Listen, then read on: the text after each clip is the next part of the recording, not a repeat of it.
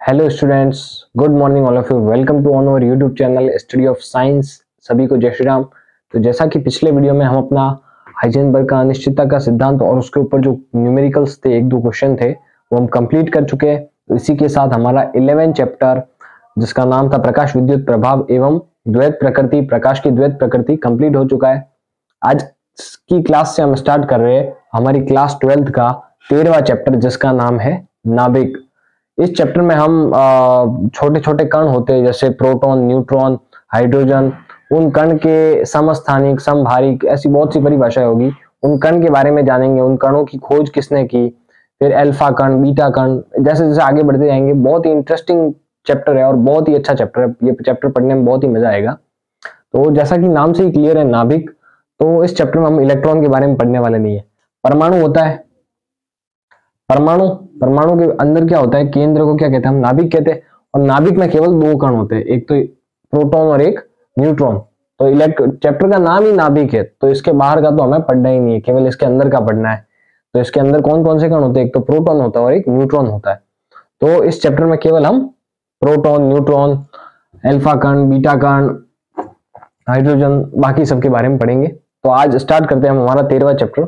जैसे स्टार्ट करते हैं, सबसे पहले हम जो छोटे छोटे कण है हमारे, जो नाभिक के अंदर पाए जाते हैं, मूल दो कण पाए जाते हैं, एक तो प्रोटॉन और एक न्यूट्रॉन।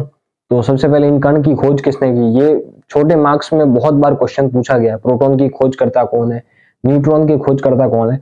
तो ये भले ही इतने इंपॉर्टेंट नहीं लगते, बट ये क्वेश्चन बहुत इंपॉर्टेंट है, पूछे जाते हैं एक एक मार्क्स में। फिल इन द ब्लैंक में भी पूछे जा सकते हैं। ओके, तो स्टार्ट करते हैं हम हमारा 13 चैप्टर नाभिक। आज हम केवल प्रोटॉन और न्यूट्रॉन की बेसिक पढ़ लेंगे और समस्थानिक और समभारिक की परिभाषा पढ़ लेंगे।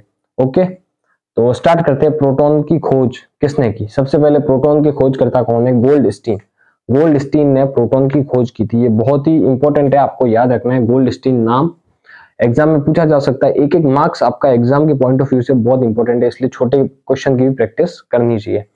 तो प्रोटॉन के खोजकर्ता कौन है, गोल्डस्टीन। ओके, प्रोटॉन के बारे में दूसरी जो जानकारी है कि प्रोटॉन का आवेश इलेक्ट्रॉन के आवेश के बराबर होता है, जो होता है 1.6 × 10⁻19 कूलम।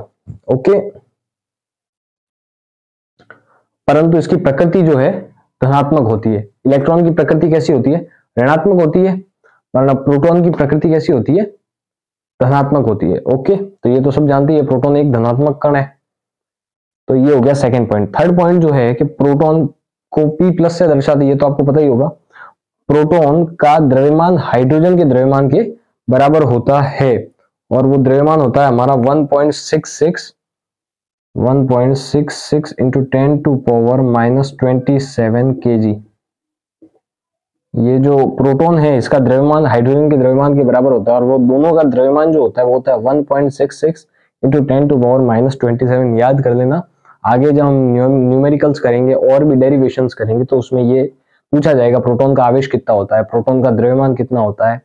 और फिल इन द ब्लैंक में भी ये क्वेश्चन पूछा जा सकता है कि प्रोटॉन का द्रव्यमान किस कण के द्रव्यमान के बराबर होता है, या आपको ऑप्शनल क्वेश्चन में पूछ दिया जाए, 4 ऑप्शन दे देंगे, किस कण के द्रव्यमान के बराबर होता है प्रोटॉन का द्रव्यमान, तो वहां पर हाइड्रोजन आपको दिख जाए तो हाइड्रोजन पर टिक करना पड़ेगा।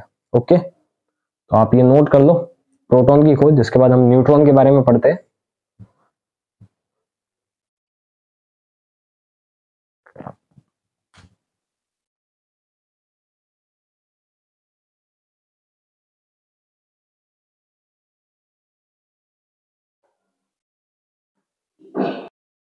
हाँ, तो अब हम न्यूट्रॉन पर आ जाते हैं। न्यूट्रॉन की खोज किसने की, प्रोटॉन की खोज किसने की थी, गोल्डस्टीन, और न्यूट्रॉन की खोज की थी जेम्स चैडविक ने। ओके, तो ये भी बहुत इंपॉर्टेंट है।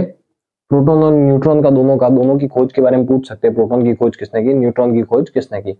प्रोटॉन की गोल्डस्टीन ने की और न्यूट्रॉन की जेम्स चैडविक ने की। तो न्यूट्रॉन के बारे में आप जानते ही होंगे, बेसिकली छोटी क्लासों में पढ़ाई है, एक बार वापस आप याद कर लीजिए।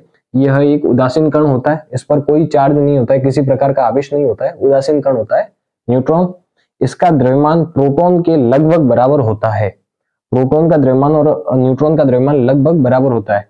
प्रोटॉन का कितना था, 1.66 × 10⁻⁻27 kg। इसका है 1.67 × 10⁻⁻27 kg। केवल 6 और 7 का फर्क है, बाकी ऑलमोस्ट लगभग सेम ही है।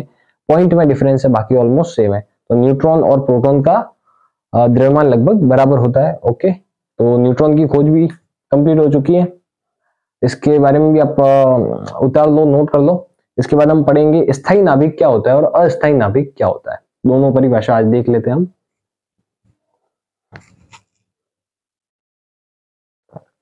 बहुत ही इजी तरीके से मैं आपको ये चैप्टर पढ़ाऊंगा, बहुत ही इजी तरीके से एकदम। आपको मतलब बोर्ड पे देखते ही आप जैसे ही कॉपी में नोट करोगे ना, आपको दोबारा पढ़ने की भी जरूरत नहीं है, एक बार आप बोर्ड पर पूरी क्लास ध्यान से देख लोगे तो बहुत ही इजी तरीके से पढ़ाऊंगा।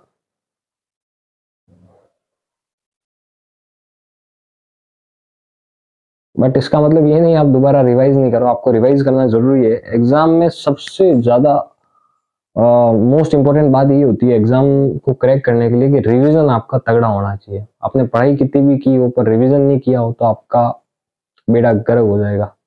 पर रिवीजन अगर तगड़ा है ना पढ़ाई के बाद, तो आपको एग्जाम फाड़ने से कोई नहीं रोक सकता।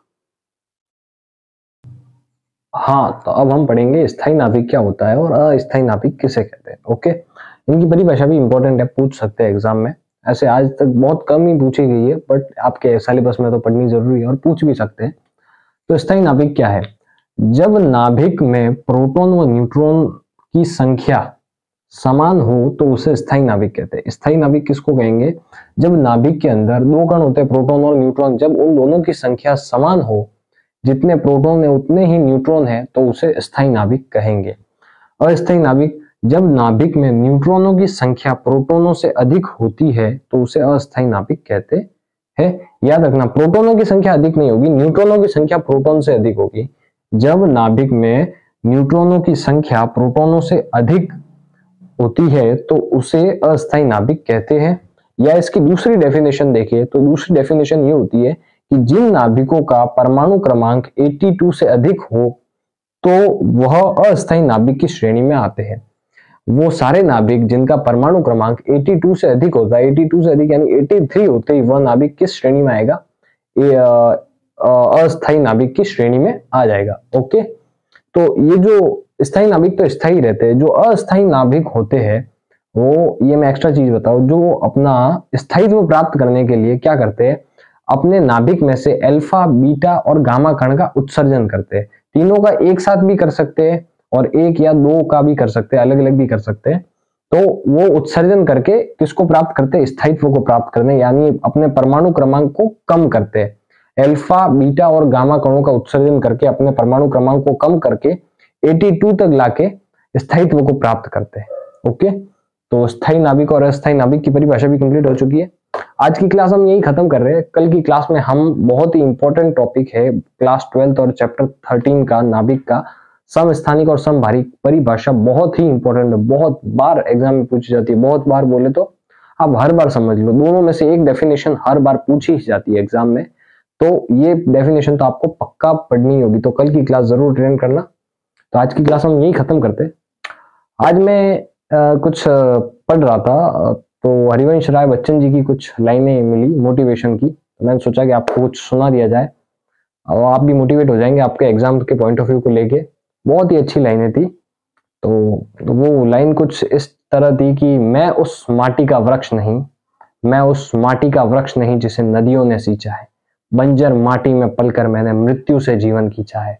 मैं पत्थर पर लिखी इबारत हूँ, मैं पत्थर पर लिखी इबारत हूँ, शीशे से कब तक तोड़ोगे तुम, मिटने वाला मेरा नाम नहीं, मुझको कब तक रोकोगे तुम, मुझको कब तक रोकोगे तुम। ऐसे ही मोटिवेट होते रहिए और अपने एग्जाम की तैयारी करते रहिए।